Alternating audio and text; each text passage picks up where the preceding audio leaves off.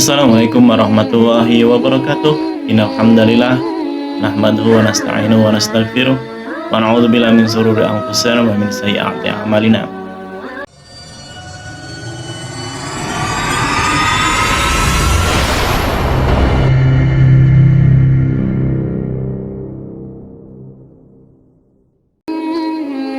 Hadis rahasia Abu Hurairah tentang perang akhir zaman.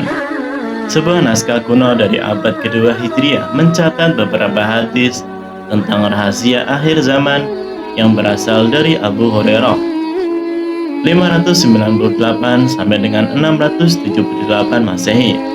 Abu Hurairah adalah salah seorang sahabat terdekat Rasulullah Shallallahu Alaihi Wasallam. Beliau adalah sahabat yang paling banyak meriwayatkan hadis, yaitu sebanyak 5.374 hadis. Dari sejumlah hadis yang diriwayatkannya, ada sebagian hadis yang disembunyikan oleh beliau dari kaum muslimin waktu itu. Abu Hurairah pernah berkata,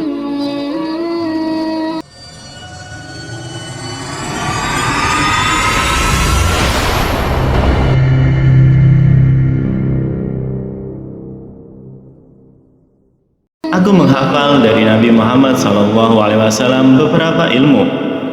Satu, untuk bejana sudah aku sampaikan kepada kalian.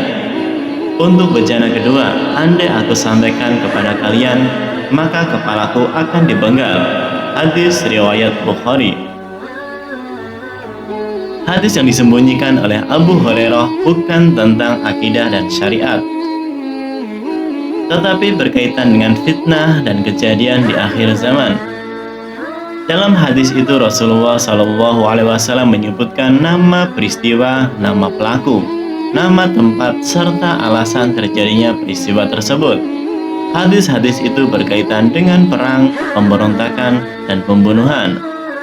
Berita-berita seperti ini bila hanya diketahui oleh orang-orang yang amanah dan berilmu, maka akan aman. Namun jika berada di tangan orang-orang yang jahil, maka risikonya sangat besar, karena bisa membahayakan beliau sendiri dan orang lain, serta dapat menimbulkan fitnah, huru-hara, dan perpecahan. Ibnu Hajar mengatakan kemungkinan ilmu-ilmu yang disembunyikan itu adalah informasi tentang tanda-tanda kiamat. Apabila disampaikan, akan terjadi kekacauan di akhir zaman, dan mungkin akan diingkari oleh mereka yang tidak mempercayainya. Namun, menjelang akhir hayatnya, Abu Hurairah menyampaikan sebagian informasi rahasia itu kepada beberapa sahabat dekatnya dari kalangan tabi'in, yakni generasi kedua sepeninggalnya Rasulullah Shallallahu Alaihi Wasallam. Naskah atau manuskrip langka itu ditulis seorang tabi'ut tabi'in, yaitu generasi ketiga setelah Rasulullah Shallallahu Alaihi Wasallam wafat, yang berasal dari Syams. Manuskrip itu berjudul Salam wal Harb di akhir zaman Arab, yang sekarang tersimpan di Istanbul, Turki. Dalam manuskrip itu tertulis beberapa peristiwa besar yang terjadi di dunia, lengkap dengan nama-nama tokoh utama pelakunya. Berikut beberapa kutipan kejadian penting sesuai dengan terjemahan aslinya. Perang akhir zaman adalah perang dunia, yakni kali ketiga sesudah dua perang besar sebelumnya. Banyak sekali orang yang mati di dalam peperangan tersebut. Perang itu dikobarkan oleh seorang laki-laki yang merupakan kucing besar di negeri Kelas dengan mahkota di kepala. Sementara perang kedua dikobarkan oleh seorang laki-laki yang bernama panggilan adalah Tuan Besar, dan seluruh dunia memanggilnya Hir. Kemudian Abu Hurairah berkata, dalam hitungan tahun Hijriah sesudah 1300 tahun, mereka mengikat perjanjian yang di situ Raja Rom melihat bahwa perang semesta dunia mesti terjadi. Allah menghendaki terjadinya perang. Waktu berjalan tanpa perjanjian dan perjanjian. Lalu berkuasalah seseorang dari negeri Jerman yang bernama Al-Hir, yang ingin berkuasa di seluruh dunia, memerangi seluruh negeri salju dan kebaikan. Ia bergerak dengan murka Allah. Setelah beberapa tahun api menyala, ia ingin membunuh rahasia Arus atau Arus.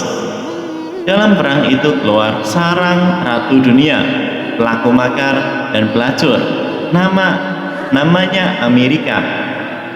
Ia menggoda dunia dengan kesesatan dan kekafiran. Sementara itu Yahudi di dunia itu berada di tempat yang tinggi. Mereka menguasai seluruh Al-Quds dan kota yang disucikan. Di tanah Isra Mi'raj terjadi perang dunia, yang di situ Al-Mahdi memberikan peringatan kepada orang-orang kafir yang tidak mau keluar. Maka orang-orang kafir dari seluruh dunia berkumpul untuk memerangi Al-Mahdi dengan jumlah yang sangat besar yang belum pernah terjadi sebelumnya. Dalam kelompok kekuatan Yahudi Al-Khazar dan Bani Israel masih terdapat kekuatan lain yang tidak diketahui jumlahnya. Al-Mahdi melihat bahwa siksa Allah yang sangat mengerikan benar-benar telah datang dan tidak dapat diakhirkan lagi. Kemudian Allah melempari mereka dengan lemparan yang dahsyat. Bumi, langit, dan lautan terbakar untuk mereka. Lalu langit menurunkan hujan yang sangat buruk.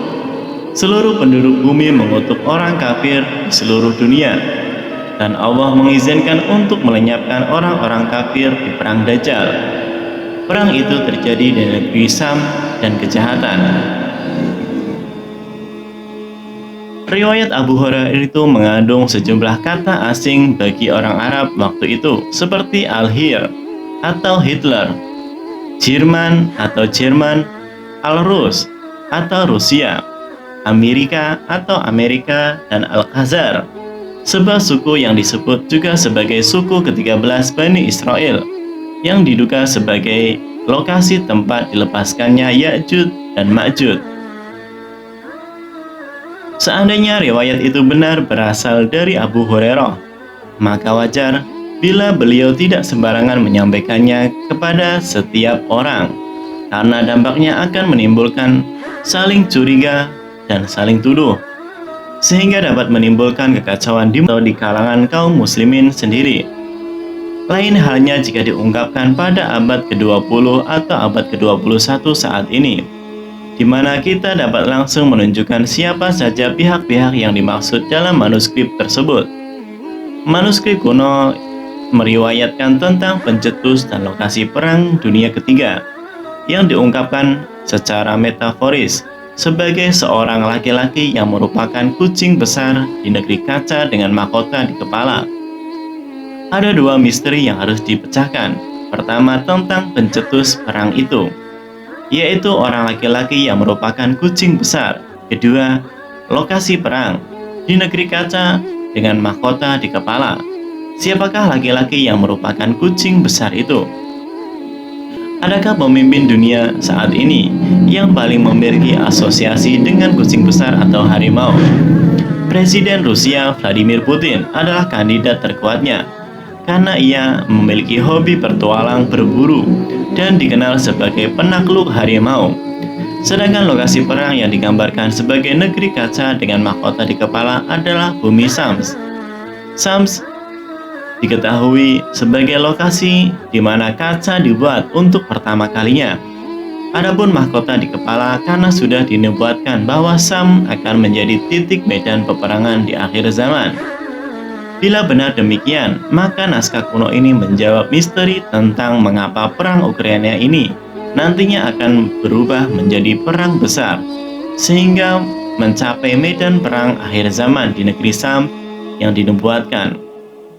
Itu sebabnya dalam garis waktu sejarah akhir zaman, peristiwa besar itu disebut Malahim atau serangkaian peperangan. Wallahu a'lam bishawab. Jangan lupa like, share, komen, dan subscribe.